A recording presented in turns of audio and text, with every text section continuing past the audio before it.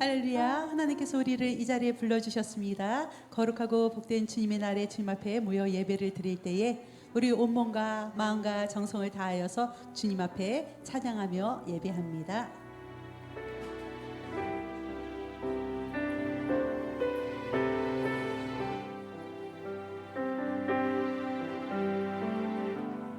주께 가오니 날 새롭게 하시고 주의 은혜를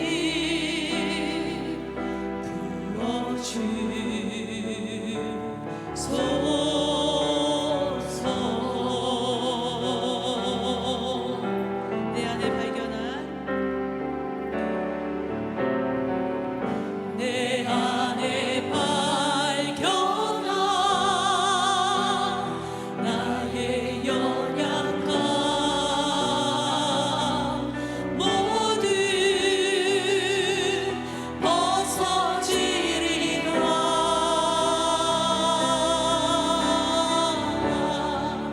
주의 사랑으로 주 사랑 주 사랑 나를 붙드시고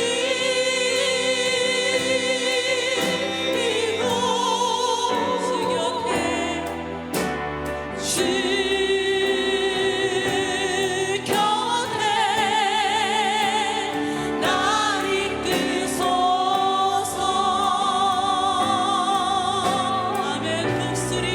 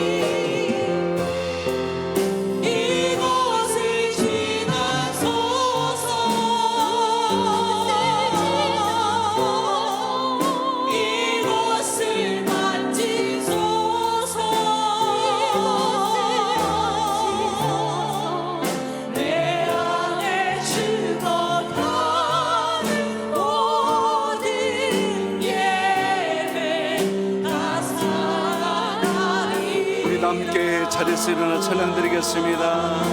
이곳을 덮으소서. 이곳을 덮으소서.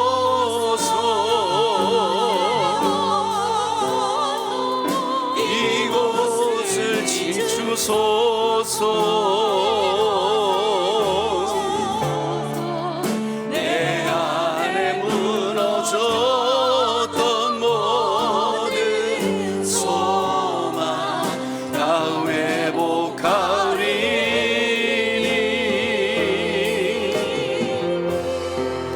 이곳을 지나소서. 이곳을 만지소서. 내 안에 죽어가는 모든 예배 다 살아나리라.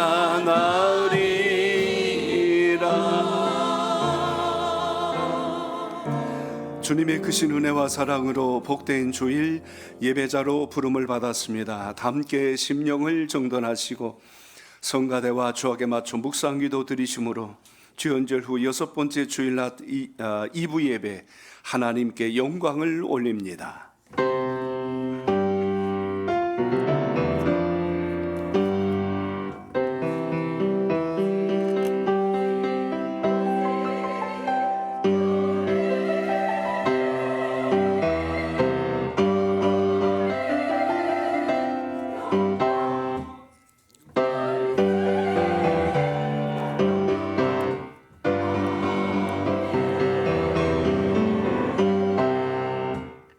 오직 여호와를 낭망하는 자는 새 힘을 얻으리니 독수리가 날개치며 올라감 같을 것이요 다른 박질하여도 곤비하지 아니하겠고 걸어가도 피곤하지 아니하리로다. 아멘.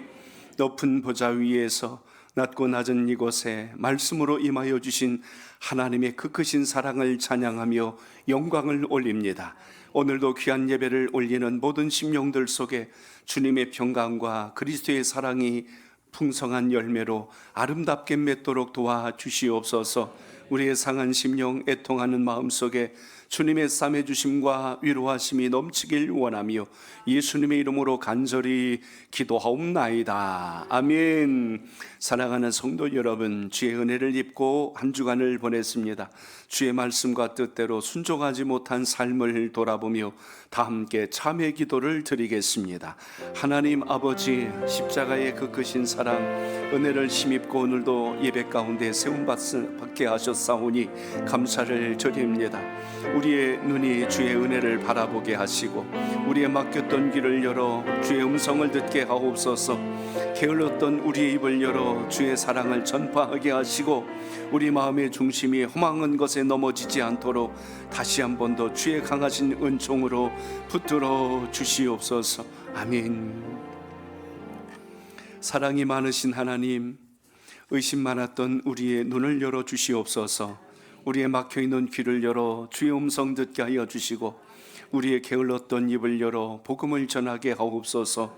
우리의 중심이 허망한 세상 속에 물들지 않게 하여 주시고 오직 예수 그리스도 십자가의 보혈로 샘을 놓는 기회가 되게 하옵소서. 주의 이름을 욕되게 하지 않게 하시고 하찮은 일들로 인하여 주의 이름을 팔지 않게 하여 주시고 변변치 않은 체면과 인격 때문에 하나님의 일을 그르치지 않게 하여 주시옵소서. 상처난 심령을 가지고 나왔사오니 주님께서 싸매어 주시고 십자가의 보혈로 정결케 하옵소서. 예수님의 이름으로 기도합니다. 아멘.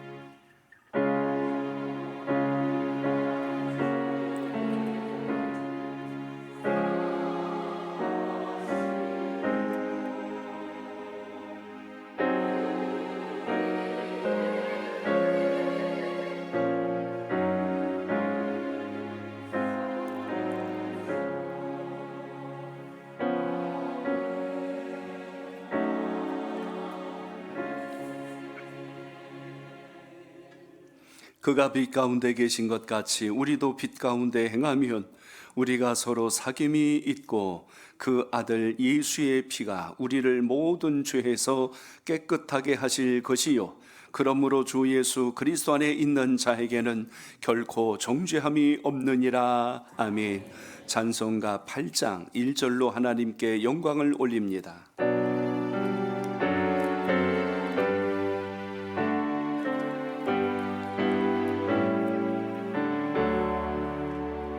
거룩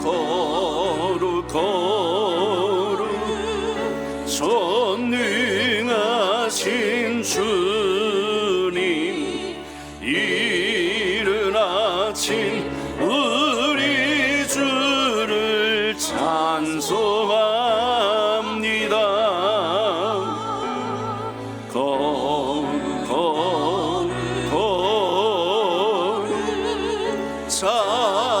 자비하신 주님, 성삼위일체 우리 주로다.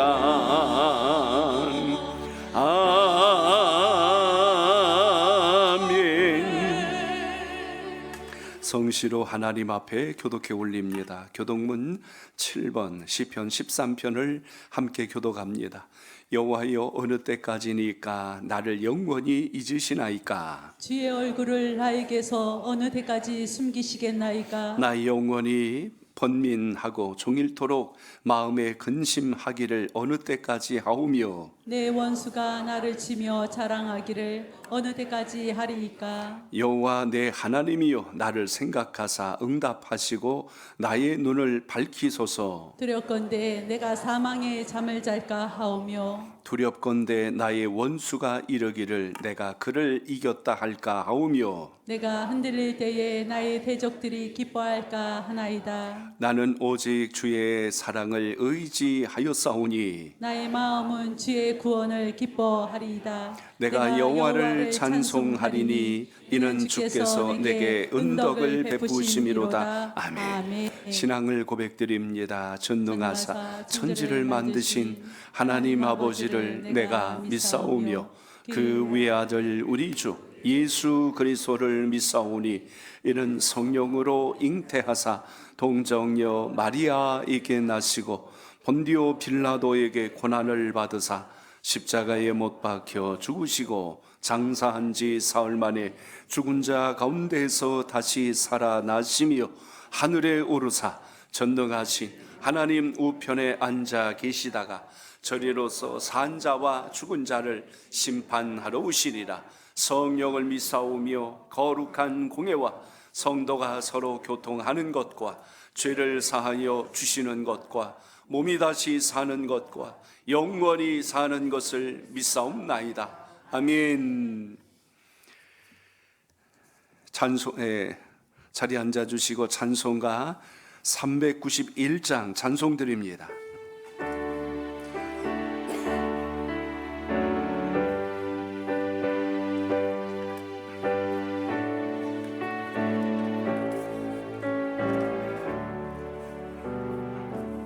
오 놀라운 구세주 예수 내 주 참 능력의 주시로다.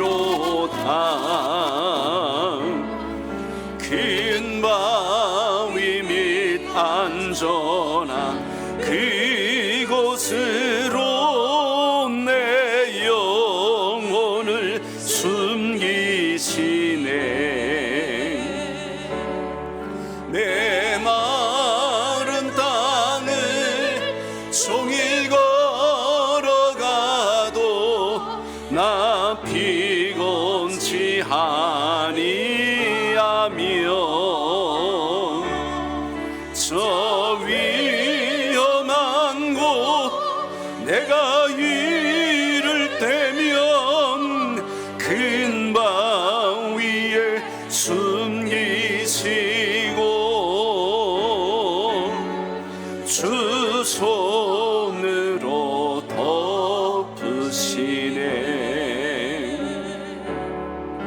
오 놀라운 구세주 예수 내 주 내 모든 짐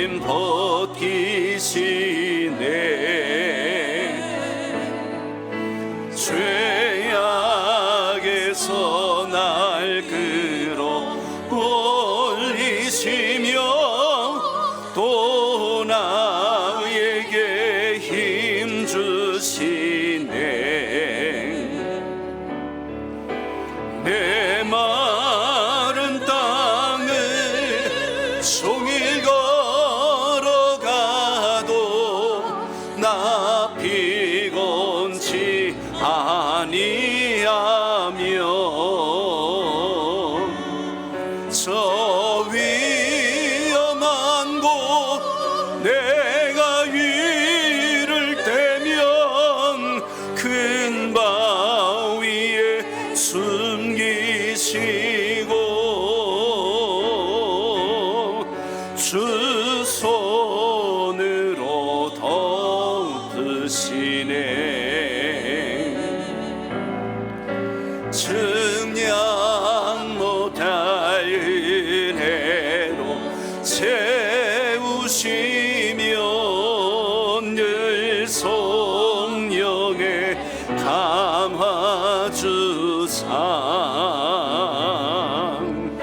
큰 기쁨 중 주님을 찬양토록 내 믿음을 도우시네. 내 마른 땅을 종일 걸어가도 나 피곤치 아니하며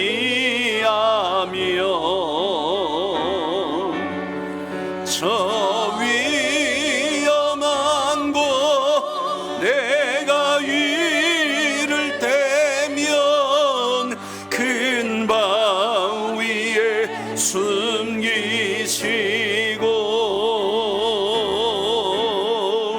주 손으로 덮으시네. 주 예수님 공중에 임하실 때 나 일어나 맞이하리. 그 구원의 은총을 노래하리. 저 천군과 천사 함께 내 마른 땅을 종일 걸어가도 나 피곤치 아니하며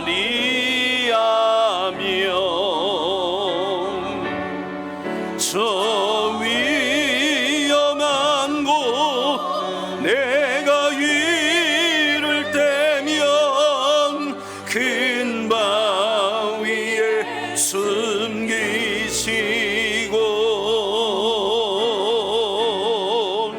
주 손으로 덮으시네. 아멘. 예배를 위해서 배용택 장로님 기도하십니다.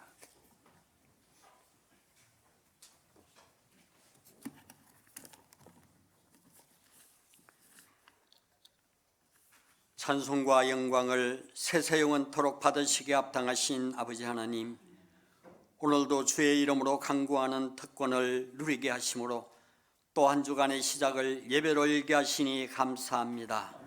성령님께서 이 예배 가운데 함께하사 경배와 찬양을 받아 주옵소서. 긍휼과 자비 아버지 하나님, 저희의 허물과 죄악들을 아버지 앞에 내려놓사오니 입술로 행동으로 생각으로 범죄했던 모든 한 주간에 의롭지 못한 저희들의 죄를 용서하여 주옵소서. 다시 한번 주님의 은혜를 덧입어 신실한 믿음과 깨끗한 심령으로 변화시켜 주옵소서. 이 나라의 흥망성쇠를 주관하시는 아버지 하나님, 이 나라 이 민족을 사랑으로 붙들어 주옵소서.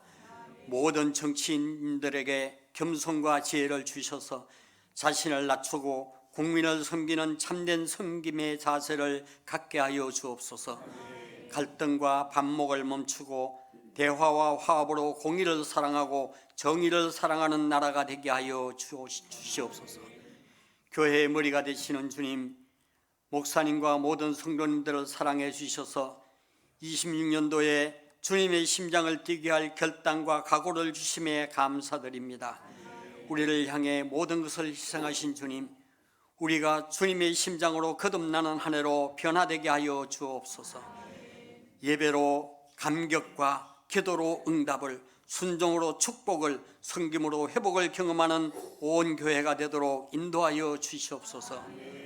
오늘도 주님의 말씀을 대언하기 위해 단에 서신 목사님에게 영역을 7배나 더하시어 능력의 말씀을 되게 하여 주옵시고 성령의 감화하심이 있기를 원합니다. 영육간의 강건함을 허락하시고 말씀을 대언하실 때 주시는 말씀을 통하여 우리의 가슴이 더욱 뜨거워지게 하시고 감사하며 결단하는 역사가 일어나게 하여 주옵소서. 자비로우신 아버지 하나님, 고통과 환난 가운데 힘들어하며 보이지 않는 곳에서 울고 있는 성도들도 있습니다. 육신의 질병과 물질로 넘어진 심령들의 간절한 기도에, 그 기도와 간구에 주님 귀 기울여 주시옵소서. 주님의 말씀에 의지하고 기도할 때 그 길을 열어 주옵시고 오직 주님만을 의지하며 승리하는 삶을 살게 하여 주옵소서. 사랑의 아버지 하나님, 이번 주간에는 우리나라의 민속명절인 설날을 맞이합니다. 고향과 부모, 형제, 친지를 찾는 우리 모든 성도들의 안전을 지켜주시고 오직 주님만 높이는 가정들 되게 하여 주옵소서. 혹 믿음의 일처를 이루지 못한 가족들이 있다면 담대히 복음이 전파되는 기회가 되게 하여 주시옵소서. 맡은 일에 이름 없이 빚도 없이 수고하는 모든 손길들을 축복하여 주시고 할렐루야 성가대에 올려드리는 찬양을 기쁘게 받아 주옵소서. 찬양 가운데 하나님의 은혜와 성령님의 임재를 맛보는 시간이 되기를 원합니다. 이 시간 드리는 예배가 아버지께 온전하게 연락되기를 소원하오며 예수 그리스도의 이름으로 감사하며 기도드리옵나이다. 아멘. 모든 영광 하나님께 찬양합니다. 아멘. 모든 영광을 하나님께, 모든 영광을 하나님께,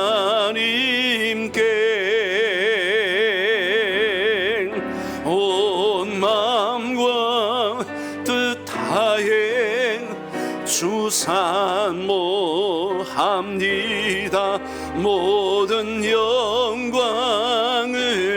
하나님께. 아멘. 하나님 말씀 함께 나눕니다. 사무엘상서 15장 17절로 23절까지 제가 봉독해 올리겠습니다. 구약성경 432쪽에 있습니다. 사무엘이 이르되 왕이 스스로 작게 여길 그때에 이스라엘 지파의 머리가 되지 아니하셨나이까. 여호와께서 왕에게 기름을 부어 이스라엘 왕을 삼으시고 또 여호와께서 왕의 길로 보내시며 이르시기를 가서 죄인 아말렉 사람을 진멸하되 다 없어지기까지 치라 하셨거늘 어찌하여 왕이 여호와의 목소리를 청종하지 아니하고 탈취하기에만 급하여 여호와께서 악하게 여기시는 이 일을 행하였나이까.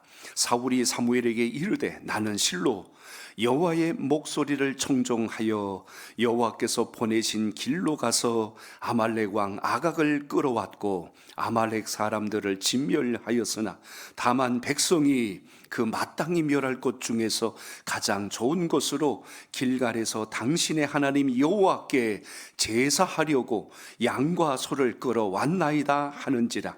사무엘이 이르되 여호와께서 번제와 다른 제사를 그의 목소리를 청종하는 것을 좋아하심같이 좋아하시겠나이까. 순종이 제사보다 낫고 듣는 것이 순양의 기름보다 나으니 이는 거역하는 것은 점치는 죄와 같고 완고한 것은 사신 우상에게 절하는 죄와 같음이라. 왕이 여호와의 말씀을 버렸으므로 여호와께서도 왕을 버려 왕이 되지 못하게 하셨나이다 하니 아멘. 할렐루야. 성가대 하나님께 영광을 올립니다.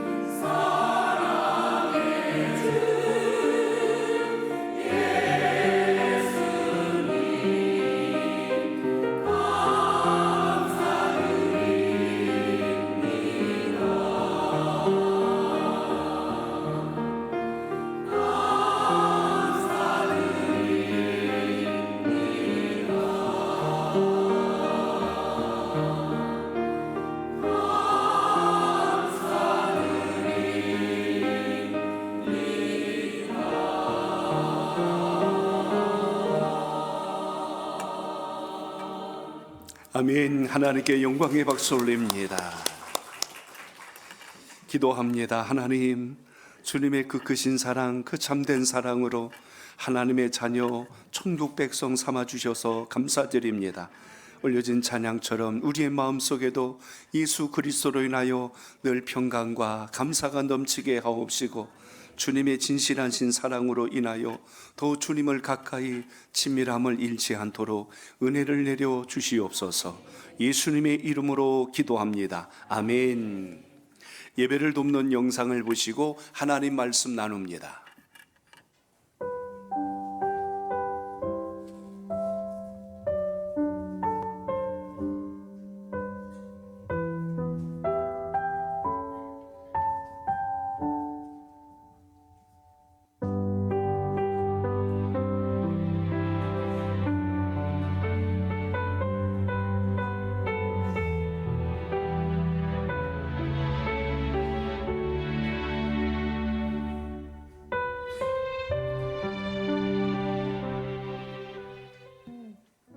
이제 새벽 예배 끝나고 그래서 무작정 우리 석규 추모공원에 가고 싶어서 나 혼자 차를 딱 끌고 이렇게 달리고 있는데 그 전에 어떤 우리를 흔드는 것들이 있었어요.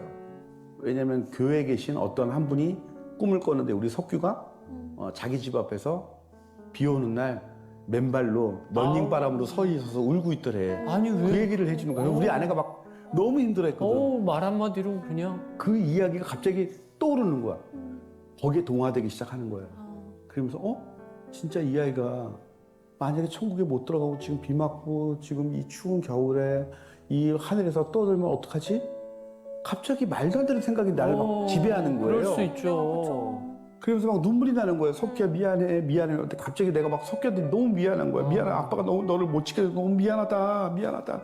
기다려 뭐. 그러면 내가 운전하고 있더라고. 핸들을 나도 모르게 내가 이걸 지그재그로 움직이고 있었나. 그러니까 자율에서 내가 턴 틀면 우측으로 틀어버리면 그냥 철책 뚫고 그냥 그 낭떠러지 떨어지거나 나는 그 한강물 쪽으로 가는 거예요. 네. 근데 뒤에 빵 해주신 분이 그 감사한 게 내가 졸음운전하는 줄 알고 빵 여러 번을 하더라고. 근데 거기에 정신이 번쩍 든 거야. 그래서 순간 아유 내가 또 뭐에 또 홀렸구나. 또 사탄이 나를 흔드는구나. 내 나약한 영혼을 막 쥐고 흔드는구나. 적막함을 탈출해야 되겠다. 그래서 핸들을 왼쪽 잡고 그 다음에 이제 CD예요. 자동차가 CD. 옛날에 그러니까 CD 플레이어를 내가 막 잡히는 거냐 아무거나 꽂았어.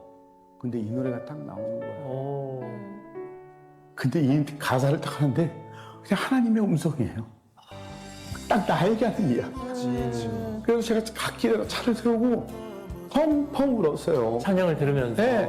하나님 절대로 이제 나쁜 생각 안 하겠습니다. 어떠한 유혹이 오고 어떠한 사단이 나를 붙잡고 흔들어도 절대로 나쁜 마음 절대로 먹지 안 않겠습니다. 갖겠습니다. 근데 그 가사가 힘들고 지쳐 낙망하고 넘어져 일어날 힘 전혀 없을 때 그래요. 조용히 다가와 내 손 잡아주시며 나에게 말씀하시네. 광기야 너는 내 아들이야. 광기야 너는 내 사랑하는 내 아들이야. 딱 하는데 아니 하나님이 내가 사랑하는 내 아들이야. 그 얘기니까 내 손을 잡아주시면서 저는 항상 이 노래를 항상 수시로 들어요. 차에다 놓고.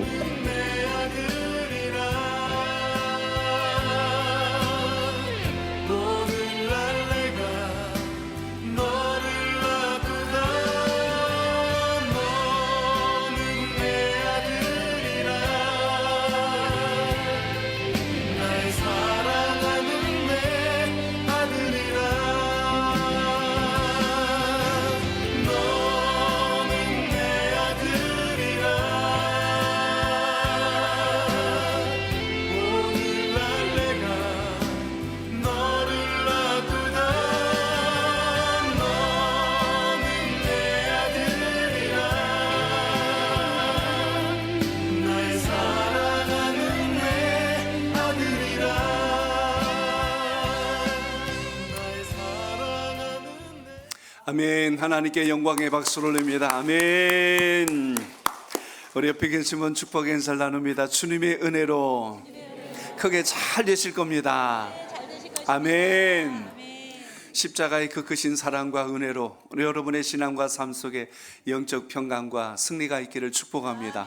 오늘 말씀의 제목을 같이 나눕니다. 순종이 제사보다 낫고. 순종이 제사보다 낫고. 아멘. 이제 또 명절의 첫날을 맞습니다. 여러분의 가정 또 고향에 계신 부모님들 또 여러분의 마음속에 유익한 명절을 통하여 또 한번 새로운 영적 에너지를 넣는 소중한 기회가 되시길 바랍니다. 신앙생활을 하다 보면 우리가 좀 가장 위험한 착각에 빠질 때가 있습니다. 그것은 나는 하나님을 잘 섬기고 있어 하는 생각입니다.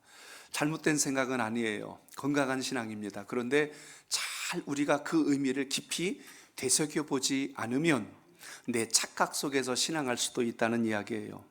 겉으로 볼 때는 예배를 잘 드리고 있습니다.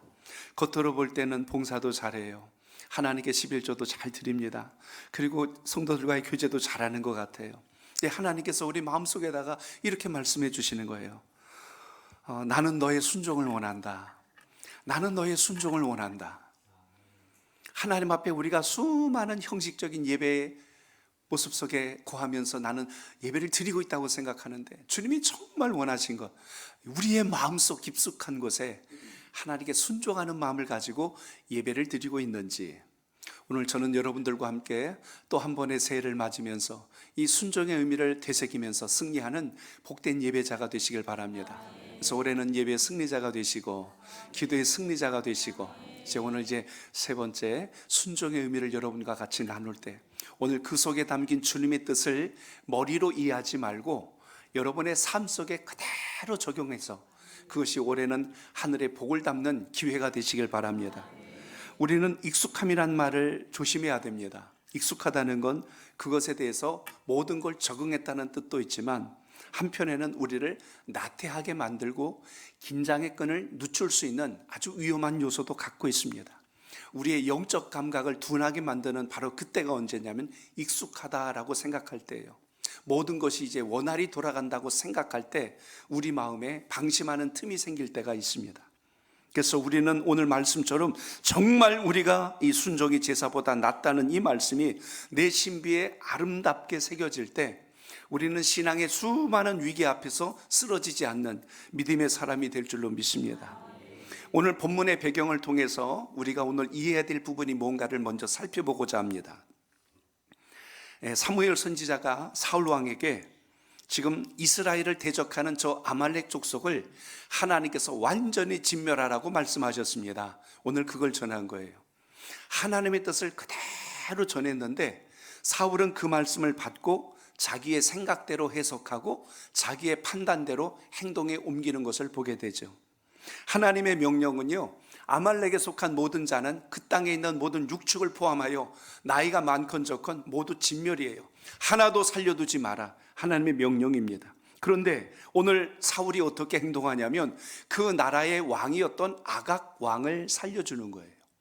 그를 살려줄 뿐만 아니라 그 땅에 있는 모든 육축 가운데 가장 좋은 소와 양들 2+ 이상 되는 소들을 그냥 전부 싹 살려서 따로 놔두는 거예요. 오늘 이런 상황이 벌어지게 되자 사울에게 오늘 사무엘이 만나서 책망하는 이야기로 오늘 본문이 소개된 것을 보게 됩니다. 오늘 아말렉 족속은 에서의 아들이었던 에서의 아들이었던 아말렉의 후손들이 이제 아말렉 족속을 이루게 됩니다. 근데 이들이 특징이 있어요. 가나안 족속도 아닌데 이스라엘 백성들이 약속의 땅에 갈 때 뒤에서 끊임없이 공격하고 괴롭혔던 그 일을 했던 사람들이 아말렉 족속이에요. 하나님은 그들을 그냥 두실 수가 없었습니다. 그래서 오늘 본문 속에 보시면 조금 앞부분을 같이 읽어봅니다. 15장 2절로 3절을 같이 읽겠습니다. 시작. 만군의 여호와께서 이같이 말씀하시기를 아말렉이 이스라엘에게 행한 일 곧 애굽에서 나올 때에 길에서 대적한 일로 내가 그들을 벌하노니 지금 가서 아말렉을 쳐서 그들의 모든 소유를 남기지 말고 진멸하되 남녀와 소아와 젖 먹는 아이와 우양과 낙타와 나귀를 죽이라 하셨나이다 하니. 아멘. 하나님은 아말렉의 행동에 대해서 하나님에 대한 적대 행위로 보신 거예요. 하나님의 백성들을 건드리는 자들을 내가 그냥 두지 않겠다. 내가 택한 백성들을 괴롭히는 자들을 내가 그냥 두지 않겠다. 그래서 하나님은 아말렉에 속한 모든 짐승까지, 사람으로부터 짐승까지 모두 제거하라는 명령을 사울에게 내린 거예요. 사울은 하나님의 명령에 절대 순종해야만 했습니다. 그런데 오늘 그의 마음속에 하나님의 뜻보다는 자기의 생각을 우선하는 판단으로 행동하는 일이 벌어지게 되죠.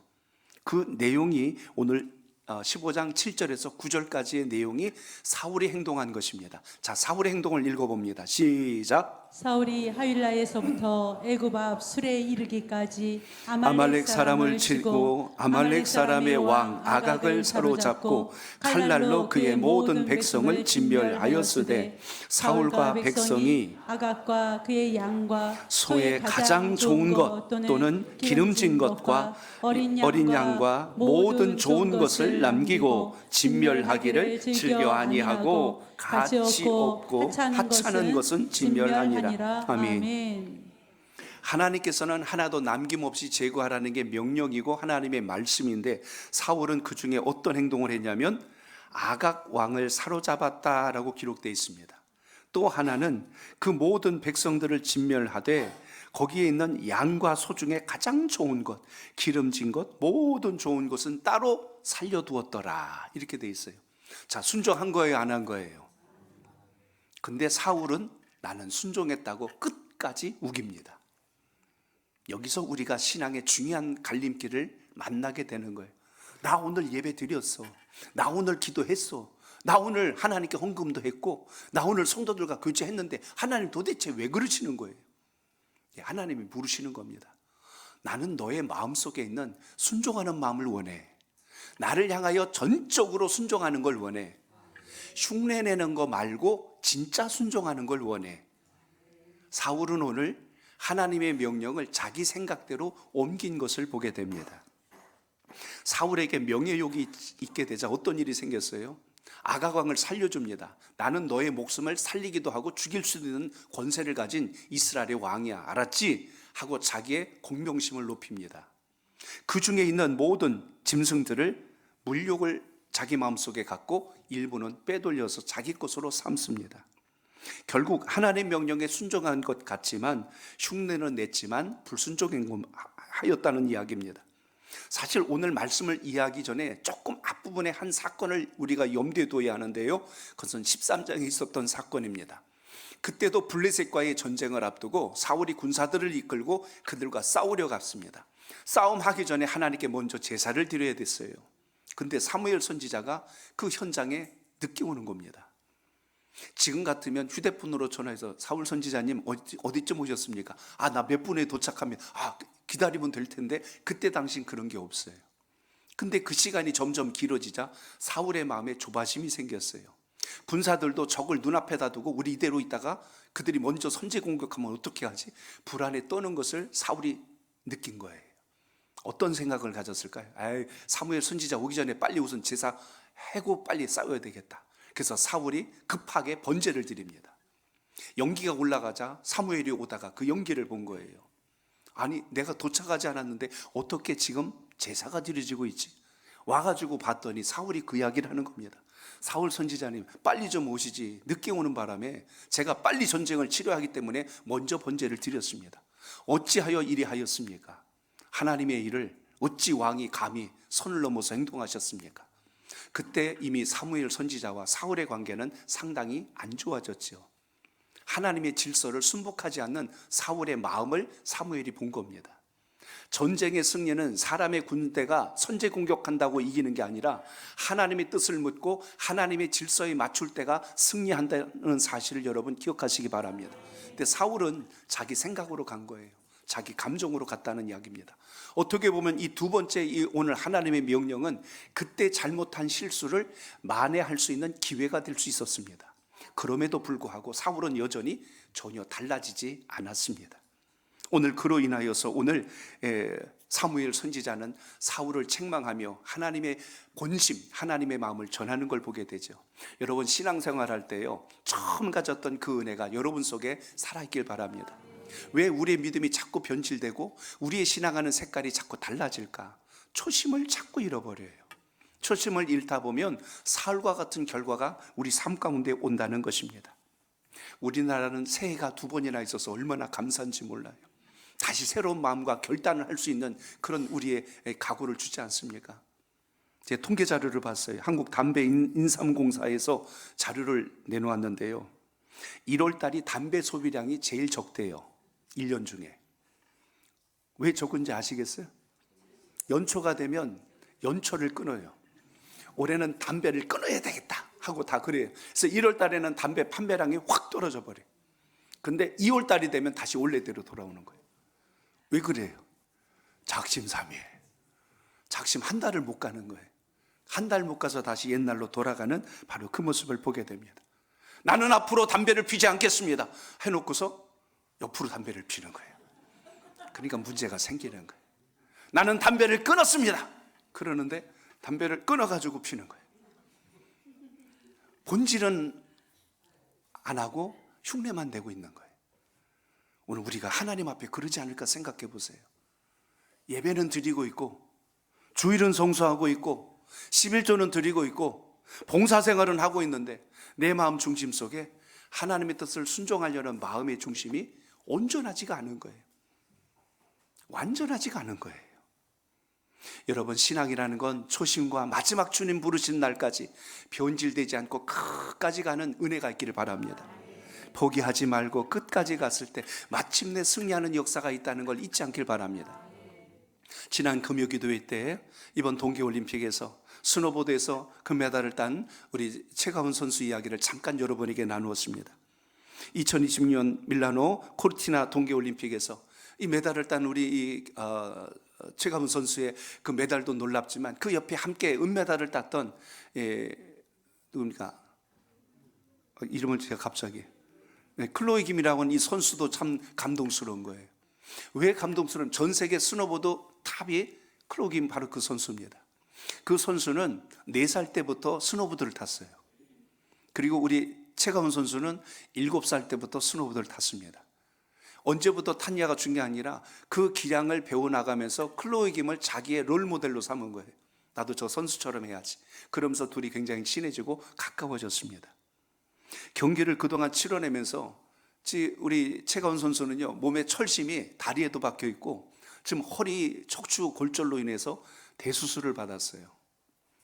이야기를 들어보니까 롯데 그 신동빈 회장 그분이 그 수술비 7천만 원 넘는 거 다 돼서 치료비까지 다 대줘서 회복이 됐어요. 근데 저는 더 감사한 부분이 어떤 부분이었냐면 이 최가훈 선수가 해외에서 부상당했을 때 그 모든 주변 사람들과 언어를 통역해주고 곁에서 그걸 다 도와줬던 사람이 이 클로이 김이라는 이 선수입니다. 더 감동스러운 것은 클로이 김의 아버지가 이 최가훈 선수에게 벤 위너스 코치를 붙여준 거예요. 최고의 탑 코치가 그를 지도해 줄 수 있도록 그를 만나게 해주는 그 역할, 중간다리 역할을 해준 겁니다. 그래서 이런 탁월한 기량이 나타나고 훌륭한 성적을 낼 수 있겠죠. 물론 이 최가훈 선수의 아버지도 대단합니다. 어렸을 때 그의 재능을 알아본 거예요. 내 딸은 앞으로 이 길로 가야 되겠구나. 그래서 사업을 다 정리해 버렸어요. 그래서 코치하고 지도하는 일로 모든 걸 올인하고 지금까지 온 거예요. 이렇게 지도하면서 왔는데 이번에 1차, 2차 부상을 당하고 거의 이제 다음 경기에 임할 수 없을 정도로 심각한 상황에 떨어졌죠. 근데도 그 순간 아버지는 최가훈 선수에게 이렇게 이야기했어요. 딸아, 가훈아, 포기만 하지 마라. 메달 못 따도 되니까 포기만 하지 마라. 그게 아버지의 그 이야기였어요. 최가훈 선수는 그 아픈 몸을 입고 마지막 3차 시기를 시도합니다. 아버지가 그렇게 조언을 했대요.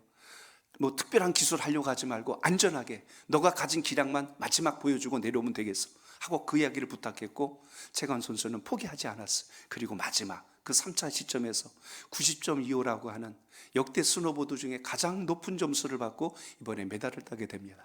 참 감동스러운 스토리죠. 그런데 그 옆에 함께 섰던 바로 그 선수를 여러분 생각해 보세요. 이 클로이 김이요, 옆에서 손을 들고 함께 기뻐하는 거예요. 아까 그 사진 한 번만 더 보여줘 보시죠. 아까 그 사진. 예. 자, 누가 금메달 딴 것 같아? 심리학에서 대조 효과라는 게 있어요. 이번 겨울 성경학교 우리 할 때 개회배 때 제가 같이 나눈 이야기 중에 그 이야기가 있습니다. 대조 효과라는 게 있는데 메달을 딸 때요, 금메달 딴 선수가 제일 좋아합니다. 그 다음 누가 제일 좋아하는지 아세요? 동메달 딴 선수가 제일 좋아해요. 왜냐하면 하마터면 메달 못 딸 뻔했거든요. 한마디로 못메달 딸 뻔했는데 동메달을 땄으니 얼마나 기뻤는지. 그래서 동메달 딴 수 너무 기뻐해. 근데 은메달 딴 선수는 대부분 여러분 시상대 선수들 잘 보세요. 은메달 딴 선수는 인상이 안 좋습니다. 내가 조금만 더 하면 금메달인데, 내가 조금만 더 하면 저 메달은 내 건데 하는 그 아쉬움이 있거든요. 근데 클로임 선수는 여러분 달라요. 최건 선수가 메달을 딴 걸 보고 저렇게 기뻐해 줄 수 있을까? 저렇게 박수를 쳐줄 수 있을까? 마지막 사진을 찍는데 최건 선수가 이 목폴라가 여기까지 올라오니까 얼굴 잘 나와야 된다고 내려주는 거예요. 이렇게 해야 된다. 나보다 좀 누가 뛰어나면 좀 안 나왔으면 좋겠고 좀 찌그러져서 나왔으면 좋겠고 그럴 텐데 더 잘 나오라고 몸매 무시를 다듬어주고 자세를 잡아주고, 이게 어디서 나오는 여유일까 싶습니다. 오늘 여러분 세상을 살면서 여러분과 누가 조금 더 잘나면 이상하게 우리는 끌어내리고 싶고, 망하는 거 보고 싶고, 잘못되는 거 보고 싶고, 거기에서 쾌재를 부르고, 우리의 이런 죄성들이 여기서 일어나는데, 저는 저 스포츠의 가장 아름다운 모습이 상대를 정말 축복해 줄 수 있는, 박수 쳐줄 수 있는, 잘할 수 있도록 좋은 코치를 붙여주고, 그가 불편하지 않도록 통역을 해주고, 그의 모든 안위를 좀 같이 살펴줄 줄 아는 이런 넓은 시야를 가진 사람들이 정말 우리 예수 믿는 하나님의 사람이 될 수 있길 축복합니다. 그런 면에서 한번 인사해 봅니다. 옆 사람과 인사합니다. 제가 바로 그런 사람입니다. 시작. 아멘. 그 말이 참 안 나오면 그런 사람이 되고 싶습니다. 그래요. 남이 나보다 잘 되면 미워하고 시기하는 것이 아니라 축복해 줄 수 있는 그 마음을 우리가 예수 그리스도 안에서 얻을 수 있기를 바랍니다. 1등도 멋지지만 축복하는 2등이 더 멋집니다. 우리의 삶 속에서 또 한 번 기억해야 될 가장 귀중한 것, 하나님이 우리에게 은혜를 주시고 주의 사랑을 입혀주셨다면 우리 하나님 말씀 가지고 사랑하고 섬기며 이웃을 향하여 주의 선하심을 증거하는 은혜의 역사가 있기를 축복합니다. 오늘 말씀에서 왜 사울이 사무엘 선지자로 하여금 책망하도록 그를 지적하게 하셨을까? 우리가 여기서 중요한 사실을 다시 살펴봅니다. 17절 읽어봅니다. 시작. 사무엘이 이르되 왕이 스스로 작게 여길 그때에 이스라엘 지파의 머리가 되지 아니하셨나이까? 여호와께서 왕에게 기름을 부어 이스라엘 왕을 삼으시고. 아멘. 저를 따라합니다. 순종은 겸손에서 시작됩니다. 겸손에서 시작됩니다. 사울에게 이렇게 이야기했어요. 왕은, 사울 왕이요, 당신은 스스로 작게 여길 그때에 이스라엘의 왕이 되지 아니하였습니까? 그 이야기라는 거예요. 이야기는 처음 사울이 이스라엘의 왕이 되었을 그때를 다시 기억하게 하는 아주 중요한 대목이기도 합니다. 신앙생활을 할 때 가장 위험할 때가 언제냐면 내가 크다고 생각할 그때입니다. 내 인생의 주인이 나라고 생각하고 내 경험이 하나님의 말씀보다 앞서기 시작하고 내가 없으면 교회가 안 돌아갈 거라고 생각하고 나의 공로가 하나님의 은혜보다 크게 보일 때, 내가 이 정도 이런 사람이야 하고 자꾸 나를 드러내려고 할 때, 그때 우리가 타락의 시작이라는 것을 사울왕을 통해서 우리가 주목하게 됩니다. 사울왕은 처음부터 교만했던 사람 아니에요. 그도 베냐민 지파 중에 그래도 유력한 집안의 아들이었습니다. 외모로도 출중하였고 다른 사람의 어깨 높이 하나만큼 머리가 있을 만큼 키도 크고 기골이 장대해서 이스라엘의 왕으로 세울 자를 이 사울로 합시다 했을 때 모든 백성들이 만장일치로 그를 축복하고 우리의 왕이 되어 주소서 그랬어요. 그때 사울이 이제야 나를 알아보는구만 하고 그러지 않았습니다. 성경 말씀 사무엘상서 10장 22절에 보면 그가요 행구 사이로 숨었다고 그랬어요. 짐짝 사이로 숨어서 나는 그런 사람 아닙니다. 이 정도로 그는 겸손했던 사람이에요. 나는 작은 사람입니다. 나는 그럴 만한 위인이 못 됩니다. 이런 사람이었어요. 하나님의 택하심을 오히려 두려운 마음으로 받았던 사람이 사울입니다. 그런데 시간이 점점 흐르면서 나라의 권력을 갖게 되고 군사력을 통치하게 되고 모든 영광과 물건의 모든 것을 통제할 수 있는 힘을 얻게 되자 결국 그가 변질되기 시작합니다. 심지어 하나님의 말씀조차 이제 들으려고 하지 않는 오늘 사울왕을 우리가 여기서 봅니다. 사무엘 선지자가 곁에서 끊임없이 이야기해도 처음에는 들었던 그 사울이 이제는 듣지를 않는 겁니다. 사울이 좀 더 겸손한 마음을 가졌다면 이스라엘 역사에 정말 위대한 왕으로 기록이 됐을 거예요. 근데 사울의 마음이 변해버렸어요. 하나님은 다른 사람은 다 써도 교만한 사람을 들어 쓰시지 않습니다. 야고보서 4장 6절 우리 같이 읽어볼까요? 야고보서 4장 6절 시작. 그러나 더 큰 은혜를 주시나니 그러므로 일러스되 하나님이 교만한 자를 물리치시고 겸손한 자에게 은혜를 주신다 하였느니라. 아멘. 처음 예수 그리스도를 만났을 때 나는 죄인입니다. 주님, 제가 어떻게 주의 사람입니까? 이렇게 눈물 쏟고 회개하고 나는 작은 자라고 했던 우리 인생에 시간이 점점 흐르면서 하나님, 저희는 다 왜 그러시는 거예요? 왜 제가 이렇게 열심히 예배드리고 이렇게 열심히 봉사하고 충성하는데 왜 저를 이렇게 힘들게 하십니까? 하고 자꾸 우리의 입장을 주님께 이야기해요. 신앙은 내 공로로 가는 것이 아니라고 누누이 말씀을 제가 여러분과 나누었습니다. 그런데 우리는 하나님 앞에 설 때마다 내 공로를 자꾸 이야기해요. 내가 이렇게 했는데 어쩌게 그러실 수가 있어요? 여러분, 우리가 주님을 섬기고 예배하고 하나님대로 사는 것은 하나님께서 먼저 우리를 구별하여 주의 자녀 삼아주신 것에 대한 감사의 반응이란 걸 잊지 않길 바랍니다. 감사의 반응으로 하는 사람은 교만하지 않아요. 늘 겸손합니다. 주님, 저를 사용해 주셔서 감사합니다. 쓰임받게 해주셔서 감사합니다. 그거지. 제가 이렇게 했는데 하나님 어떻게 그러실 수 있어요? 하나님 앞에 서운하다고 말하는 것부터 출발점이 하나님의 은혜가 아니고 내 공로로 가고 있는 겁니다. 오늘 사울이 그렇게 변질된 거예요. 이제 하나님 앞에 자기의 목을 곧곧이 세우며 자기의 생각대로 모든 것을 바꿔가는 오늘 사울의 모습을 보게 됩니다. 하나님께서 당신을 세우셨는데 정작 당신은 그 세운 하나님에 대해서 어떻게 기억하지 못할 수 있습니까? 오늘 그걸 이야기한 것입니다. 우리 신앙의 문제가 여기에 있습니다. 익숙해지기 시작하면 우리는 나태해지고 무감각해진다는 사실을 주목하게 됩니다. 시간이 지나면서 하나님보다 내 판단을 믿기 시작합니다. 신앙의 가장 위험한 지점이 처음이 아니라 익숙해지는 지점이란 걸 생각한다면 오늘 우리는 주님 안에서 날마다 처음 주님 우리에게 허락하셨던 은혜를 기억하는 믿음의 사람 되시길 바랍니다. 통계 자료를 보니까요, 교통사고가 처음 운전을 한 사람의 프로테이지를 보니까 3년 차 되던 해에 사고율이 가장 높대요. 왜 그러냐면 처음에는 초보니까 조심스러운 거예요. 나는 오로지 직진 앞만 보고 가. 근데 너무너무 조심하니까 살살 갑니다. 근데요, 이제 3년쯤 되니까 운전에 능숙해졌어요. 이러고 기도하면서 정성스럽게 가던 게 이러면서 가야지. 이렇게 하고 손가락을 이렇게. 그러다가 사고가 나버리는 거예요. 뭘 믿는 거예요? 자기 실력을 믿는 거예요. 우리는 평생 살아가면서 주님 은혜로 산다는 걸 잊지 않길 바랍니다. 그거 잃어버리면 안 되거든요. 오늘 18절에 보니까 하나님의 명령은 분명했거든요. 아말렉 사람을 진멸하되 다 없어지기까지 치라고 그랬어요. 없어지기까지 치라. 남기란 뜻 한마디도 없어요. 근데 사울은 왕을 살려주고 좋은 가축을 남겨둔 겁니다. 순종이에요, 아니에요? 아니에요. 근데 사울은 순종이라고 합니다.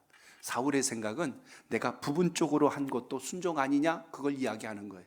자, 저를 따라합니다. 부분적인 순종은 하나님 앞에서 불순종입니다. 하나님 앞에서 불순종입니다. 아멘. 우리의 신앙에 불순물이 섞이면 순금이 될 수가 없습니다. 그래서 순종은 온전하게 전체가 하나님의 뜻대로 세워지는 은혜가 있길 바랍니다. 귀로는 주의 말씀 들을 수 있어요. 그런데 그게 내 가슴으로 듣지 않으면 우리 인생이 달라지지 않습니다. 귀로는 들었는데 내 생각대로 가는 거예요. 내 판단대로 가는 거예요.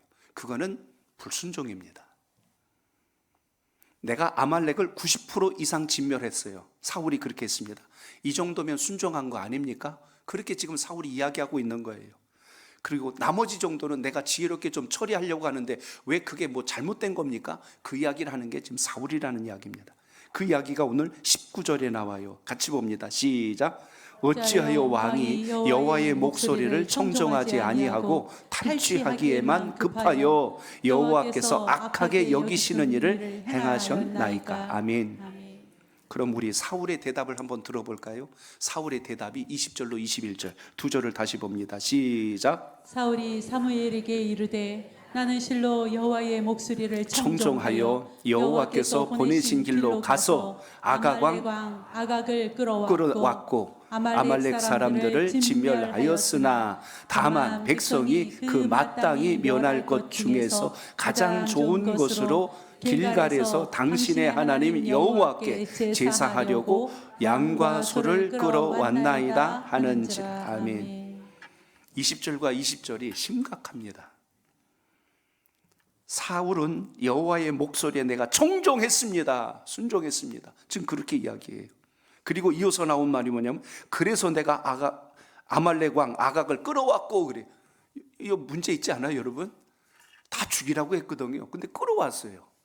그리고 아말렉 사람들을 진멸하였으나 말을 이렇게 섞어가면서 하나님의 뜻을 왜곡시키고 있는 사울의 모습을 봅니다. 더 놀라운 것은 다만 백성이 그 마땅히 멸할 것 중에서 좋은 것들을 나중에 끌고 왔나이다. 내가 한 거 아니에요. 백성들이 그랬지 하고 지금 백성까지 끌고 들어가는 사울의 모습을 여기서 봅니다. 가장 먼저는 자기 합리화예요. 나는 당연히 여호와의 목소리를 순종했습니다 하고 자기를 합리화하는 사울을 여기서 보게 됩니다. 하나님은 아니라 했는데, 진멸하라 했는데 사울은 일부를 남겨놓고도 자기는 순종했다고 생각하는 거예요. 두 번째, 책임 전가. 그건 바로 백성들이 끌고 왔지 않습니까? 내가 그런 거 아닙니다. 하와가 선악과를 따서 먹고 아담에게 주었어요. 아담이 그거 먹고 나서 내가 죽을 죄를 졌습니다 해야 되는데 아담이 그러는 거예요.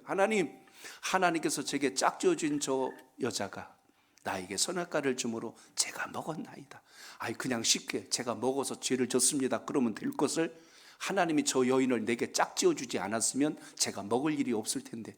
아담도 머리가 굉장히 잘 돌아갑니다. 우리는 이렇게 핑계하기를 좋아해요. 변명하기를 좋아해요.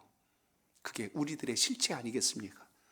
또 하나 신앙적 포장을 했어요. 뭐라고 했냐면 이거 다 하나님께 제사 드리려고 남긴 건데요. 그럼 정말 믿음이 좋아서 훌륭한 일을 하셨는데요. 칭찬받을 줄 알았죠. 사울의 본심은 자기의 탐욕으로 자기의 것으로 삼으려고 했던 숨은 마음이 있었다는 사실을 우리가 여기서 주목해야 할 것입니다. 이 모든 것을 보고 사무엘 선지자가 사울에게 책망하면서 22절 중요한 말씀을 그에게 던집니다. 우리 오늘 주제가 되는 말씀이니까 꼭 기억하며 읽어봅니다. 시작. 사무엘이 이르되 여호와께서 번제와 다른 제사를 그의 목소리 청정하는 것을 좋아하심같이 좋아하시겠나이까. 순종이 제사보다 낫고 듣는 것이 순양의 기름보다 나으니. 아멘. 왜 순종이 제사보다 나을까요? 이 말을 여러분 오해하시면 안 됩니다. 그러면 제사는 나쁜 거고 예배는 잘못된 것일까? 그런 뜻으로 보시면 안 됩니다. 순종은 하나님을 하나님으로 인정하는 가장 기본적인 우리의 행위라는 걸 기억하시기 바랍니다. 하나님을 하나님 되게 하시는 것, 그게 순종에서 나온다는 거예요. 제사라고 하는 것은 내가 가진 것의 일부를 하나님께 감사로, 회개로, 화목으로 영광을 올리는 게 제사요 예배입니다. 그러나 순종은 내가 가지고 있는 의지, 생각, 감정 모든 것을 하나님 앞에 내려놓고 엎드리는 거예요. 그래서 우리가 살면서 이 진정한 순종의 의미를 내 생각대로 바꿔버리니까 오해를 일으킵니다. 제사는 때로 나의 종교적 만족을 위해서 드릴 수 있어요. 오늘 나 예배 잘 드렸다. 내 만족이 될 때가 있어요. 근데 순종은 여러분 나를 부인하지 않고는 불가능하거든요. 하나님, 제가 순종하겠습니다. 그 말씀대로 하겠습니다. 말로는 했는데 내 삶이 안 가는 거예요. 그건 순종이 아니죠. 우리는 순종했다고, 입술로 했다고 착각하고 가고 있다는 이야기입니다. 순종의 여러분, 이 관계가 참 중요하다는 걸 우리가 여기서 놓쳐서는 안 될 것입니다. 부모가 자녀에게 원하는 비싼 선물을 준 것으로 인하여 자식이 선물이다. 근데 더 중요한 것은 그 선물을 줄 만큼 부모와 자식과의 돈독한 관계가 있잖아요. 우린 관계를 잊어버리고 눈앞에 있는 것만 가지고 좋았다가 서운했다가 이런 마음의 감정이 수없이 교차될 때가 많다는 것입니다. 오늘 하나님 앞에 드리는 우리의 예배는 순종의 결과물이라는 걸 기억하시기 바랍니다. 하나님께 우리가 순종하기 때문에 드리는 예배지 이것 때문에 우리가 거꾸로 순종하는 척하는 거 아닙니다. 오늘 이 자리에 예배 드리신 성도 여러분, 여러분의 귀가 지금 어디를 향하고 있고, 여러분의 눈이 어디를 향하고 있고, 여러분들의 마음에 무엇이 자리 잡고 있는가를 잘 기억해 보시기 바랍니다. 우리 마음속에 하나님이 아닌 것을 넣는 순간 그게 곧 아말렉이 됩니다. 하나님은 아말렉을 모두 진멸하라고 그랬는데 사울은 남겨놨어요. 내 보기 좋은 것을 따로 숨겨놨어요. 하나님께서 기뻐하지 않는 것이 우리 속에 있다면 하나님은 그걸 제거하라고 말씀해 주셨어요. 근데 우리는 그것을 여전히 붙들고 가고 있다는 이야기입니다. 저를 따라합니다. 불순종은 우상 숭배와 같습니다. 십계명에서 우상 숭배하지 말라니까 이거 지켜야지. 돌이나 나무나 깎아놓은 거에 신상에다 절하지 말아야지. 근데 오늘 말씀해 보니까 순종하지 않는 것, 불순종도 우상이래요. 왜? 23절 봅니다. 시작. 이는 거역하는 것은 점치는 죄와 같고 완고한 것은 사신 우상에게 절하는 죄와 같음이라. 왕이 여호와의 말씀을 버렸으므로 여호와께서도 왕을 버려 왕이 되지 못하게 하셨나이다. 아멘. 사무엘은 아주 강력하게 날카롭게 말씀합니다. 거역하는 것은 점치는 죄와 같습니다. 불순종하는 것은 점치는 우상 숭배와 같습니다. 이 정도로 이야기합니다. 불순종의 본질은 하나님보다 내가 옳습니다, 그거예요. 그러니까 내 생각대로 가지요. 말씀에 순종 안 하고, 그리고도 나는 믿는다고 착각합니다. 불순종을 우상 숭배라고 한 이유를 잘 기억하셔야 됩니다. 제가 금요기도회 때 26년간 무속인으로 살았던 어느 집사님 이야기를 여러분에게 드렸습니다. 그 집사님의 간증문에 그분의 이야기예요. 26년 동안 무속인으로 살아서 점치는 일로 살았어요. 근데 오는 손님들 가운데 40%가 크리스찬이래요. 예수 믿는 사람들이 왔대요. 교회 다니는데 근데 왔어. 왜 왔냐 그랬더니 물어본 미래가 걱정되고 불안해서, 내일이 어떻게 될지 몰라서 불안해서 왔대요. 가족의 건강 문제 때문에, 자식 문제 때문에 왔답니다. 하나님을 믿는다고 하면서 귀신을 섬기는 이곳에 와서 운명을 묻습니까? 가만히 보니까 이 사람들은 교회는 다니는 것 같은데 믿음이 없는 사람들이구나 그냥 알겠더래요. 여러분, 우리는 교회 다니는 사람 아닙니다. 오늘 저도 여러분도 교회 다니는 사람 되지 말고 우리 하나님 믿는 사람 되시기 바랍니다. 오직 여호와 하나님 외에 다른 어떤 것도 여러분의 인생을 바꿔놓을 존재는 이 세상에 없습니다. 이거 잊지 않기를 바랍니다. 이거 놓치면 안 되는 거예요. 여러분이 보는, 재미로 보는 사주팔자, 타로라든지 점이라든지, 이건 역시 하나님이 기뻐하지 않는 모습이라는 걸 분명히 인지하시고 가까이 하지 않길 바랍니다. 오늘 본문에는 불순종, 이게 점치는 죄와 같고, 또 완고하다 그랬는데 자기 고집이에요. 내 고집 우기는 거, 이것도 우상숭배예요. 하나님 말씀이 분명히 선을 보여줬고 방향을 보여줬는데 그냥 나는 내 생각대로 가는 거예요. 그게 우상숭배예요. 그러한 사람에게 하나님이 어떻게 은혜를 부으시고 그 인생을 통하여 어떻게 하나님의 작품을 만드시겠어요? 우리 오늘 이 예배를 통하여 다시 한번 결단하는 은혜가 있기를 바랍니다. 하나님을 믿고 의지한다면 내 생각과 내 마음에 주님이 온전히 계셔야 한다는 사실을 잊지 않길 바랍니다. 마귀는요, 하나님 계셔야 할 자리에 나를 싹 빼버리고 그 자리에다가 우상단지를 갖다 놨어요. 내 욕심을 집어놨어요. 내 탐심을 집어놨어요. 내 교만을 그 자리에다 집어넣어 버렸습니다. 그러니까 우리가 모든 것을 내 생각대로 해요. 완고한 것을 오늘 우상숭배라는 말은 정말 우리가 경각하며 들어야 할 것입니다. 내 생각, 내 고집, 내 계획, 이게 우상이에요. 하나님의 뜻과 반대되는데도 그걸 붙들고 가고 있다면 이건 우상숭배입니다. 우리가 왜 순종하기 어려울까? 제가 3가지 이유를 댑니다. 첫째는 손해보는 것 같기 때문에 순종 안 합니다. 이렇게 하면 내가 손해될 것 같은데 우리 머리로 계산기를 두드려요. 나한테 득인가 아닌가를 먼저 계산합니다. 두 번째 이유, 이해가 잘 안 되거든요. 하나님 꼭 그렇게 해야 됩니까? 다른 방법 없을까요? 자꾸 내가 가진 생각에다 하나님의 뜻을 끌어다 놓으려고 하니까 순종이 잘 안 됩니다. 세 번째는 두려움이에요. 그렇게 했다가 잘못되면 어떡하지? 저렇게 했다 손해보면 어떡하지? 하는 우리의 두려움이 우리 속에 있습니다. 두려움은 여러분 내 생각에 지배될 때 오는 거고, 믿음은 하나님 손에 붙들릴 때 자란다는 걸 기억하십시오. 하나님 손에 붙들려야 우리의 믿음이 자라요. 주의 음성이 들리고 주의 길이 보입니다. 오늘 그 은혜가 이 예배를 드리는 우리 온 성도들 마음속에 살아있길 바랍니다. 그래서 진짜 순종이 뭐냐? 방금 드린 말씀을 뒤집으면 답이 나와요. 당장은 이해가 되지 않을지라도, 당장은 손해되는 것 같을지라도, 당장 모든 결과가 어떻게 올지는 몰라도 하나님의 뜻은, 하나님의 말씀이라면 그대로 순종하겠습니다 하고 갔을 때 하나님께서 거기서 내가 너에게 이끈 길은 이것이니라 보여주신다는 것 잊지 않길 바랍니다. 내 생각대로 가고 인생 안 된다고 하나님 왜 그러시냐고 원망하지 마세요. 하나님 영광 가리는 겁니다. 내 생각대로 해놓고 왜 하나님을 원망해요? 주님 앞에 순종하지도 않으면서, 순종하는 척하면서. 사울은 오늘 사무엘 선지자 앞에 당당하게 이야기한 거예요. 내가 순종하지 않았습니까? 그러면서 자기 생각대로 한 것은 다 덮어버리려고 하고 있어요.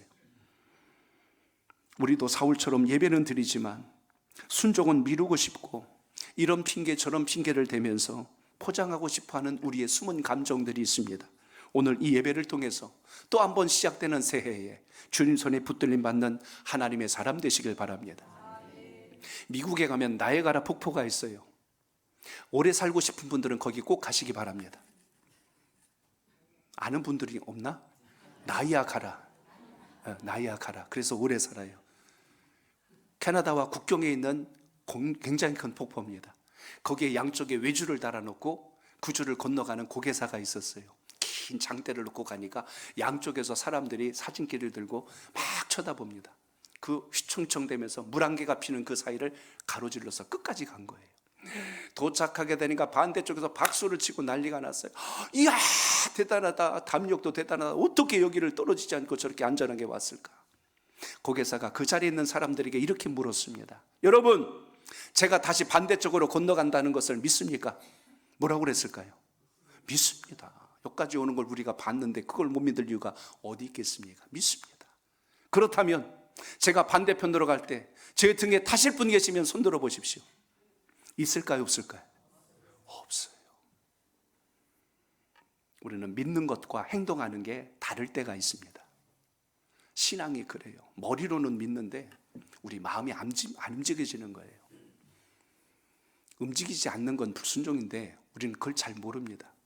한 아이가 손을 들어요. 저요! 하고 아이가 손을 들었어요. 전부 깜짝 놀랐죠. 그 아이가 그 고개사 등에 매달려서 탑니다. 그리고 건너가는 거예요. 반대편에서 그 모습을 보고 기절초풍하는 거예요. 박수를 치고, 야, 저 아이는 담력이 대단하다. 그 아이에게 물었어요. 야, 너 어떻게 뭘 믿고 저 아저씨 등에 저렇게 매달려서 여기까지 왔냐? 아이가 이야기해요. 우리 아빠예요.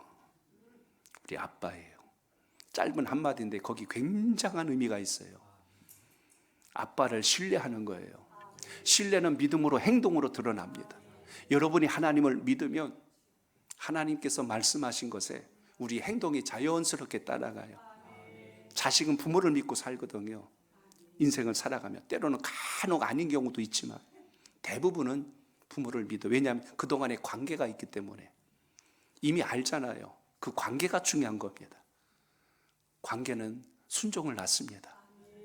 오늘 여러분 주님의 말씀을 귀로만 듣지 말고 그 말씀을 올해는 잘 순종하고 실천하여서 여러분의 축복의 그릇이 넓어지는 은혜가 있기를 바랍니다. 여러분 마음속에 혹시 아말렉은 없습니까? 기름진 양을 숨겨놓고 살찐 소를 숨겨놓고 악어강을 숨겨놔서 나중에 나 어려울 때 도와줘야 돼. 내가 이번에 기회 줬어. 이러면서 혹시 숨겨놓은 거 없습니까? 오늘 그런 것까지도 주님 앞에 다 내려놓고 새로운 결단을 가지고 시작하는 여러분의 신앙과 믿음 되시길 바랍니다. 순종하지 않고 형식적인 예배 드리지 말고 형식적으로 기도하지 말고 우리 흉내내지 말고 올해는 정말 주님을 인격적으로 만나서 여러분 인생에 역전이 일어나길 바랍니다. 다른 사람 복 받는 거 구경만 하는 구경꾼 되지 말고 여러분이 그 축복의 주인공 되셔서 그 간증이 여러분의 간증이 꼭 되시길 바랍니다. 예수 만난 기쁨, 예수 만나는 은혜, 오늘 이것이 여러분 속에 다시 한 번 더 새롭게 일어나는 축복의 기회가 되시길 바랍니다. 우리 그 마음 갖고 기도할 때 주여 우리 마음속에 숨어있는 아말렉을 제거하여 주시옵소서. 하나님 말씀에 부분적으로 순종하지 않고 온전히 순종하게 하옵소서. 기도합니다. 하나님 아버지, 순종하는 주의 사람 되게 하옵소서. 순종하는 주의 사람 되게 하여 주시옵소서. 그로 인하여 하나님의 은혜와 복을 누리게 하여 주시고 우리 인생을 책임져 주신 하나님의 역사를 만나게 하여 주시옵소서. 삶의 현장에서 내 고집대로 내 유익을 따라 아말렉의 전리품을 숨겨두고 있는 우리의 완고한 마음을 불쌍히 여겨주시길 원하옵나이다. 화려한 예배보다 우리 마음속에 불순종을 가려놓고 덮어두고 가식적인 자로 살지 않도록 다시 한 번 더 하나님 은혜를 내려주셔서 주님의 뜻을 붙들고 일어나는 하나님의 사람 될 수 있도록 도와주시길 원합니다. 우리의 성품을 붙들어 주시길 원합니다. 예수 그리스도 주님답게 하여 주시고 아버지의 영광이 임하는 역사가 나타날 수 있도록 주님께서 이 순간에도 함께 하여 주시고 주님과 동행하게 하시고 친밀한 신앙이 되게 하옵소서. 아멘.